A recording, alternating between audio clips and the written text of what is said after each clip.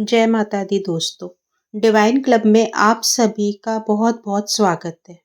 आज हम आपको दूसरी नवरात्रि पर पूजी जाने वाली माँ ब्रह्मचारिणी की कथा सुनाएंगे। तो चलिए भक्ति भाव से माता रानी का स्मरण करते हुए इस पावन कथा का आरंभ करते हैं। माँ दुर्गा की नव शक्ति का दूसरा स्वरूप ब्रह्मचारिणी का है। यहाँ ब्रह्म का अर्थ तपस्या से है। माँ दुर्गा का यह स्वरूप भक्तों और सिद्धों को अनंत फल देने वाला है। इनकी उपासना से तप, त्याग, वैराग्य, सदाचार और संयम की वृद्धि होती है। ब्रह्मचारिणी का अर्थ तप की चारिणी यानी तप का आचरण करने वाली। देवी का यह रूप पूर्ण ज्योतिर्मय और अत्यंत भव्य है। इस देवी के दाएं हाथ में जप की माला है और बाएं हाथ में यह कमंडल धारण किए है।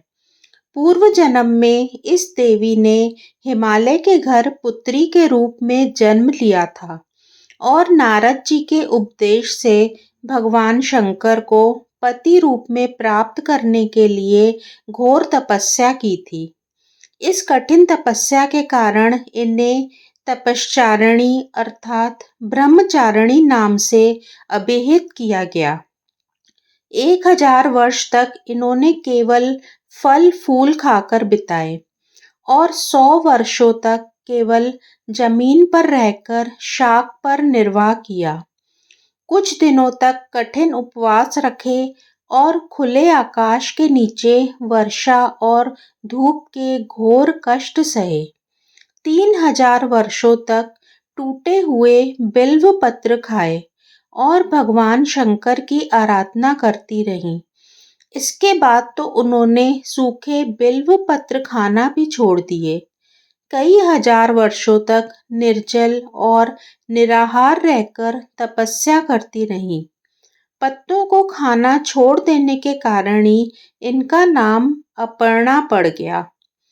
कठिन तपस्या के कारण देवी का शरीर एकदम क्षीण हो गया।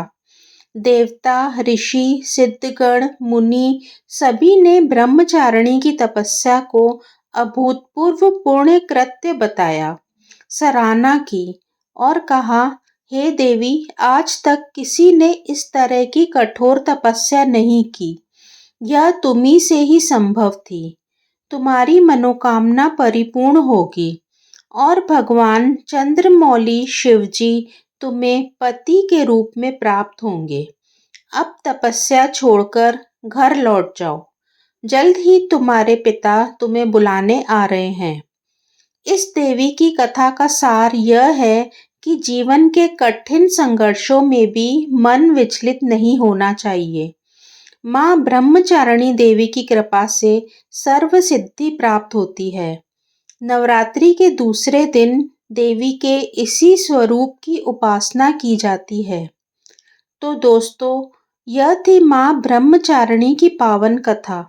यदि आपको यह वीडियो पसंद आई हो तो इसे लाइक करें, अपने दोस्तों और परिवार के साथ शेयर करें और चैनल को सब्सक्राइब करना न भूलें। माता रानी की कृपा आप सभी पर बनी रहे। जय माता दी।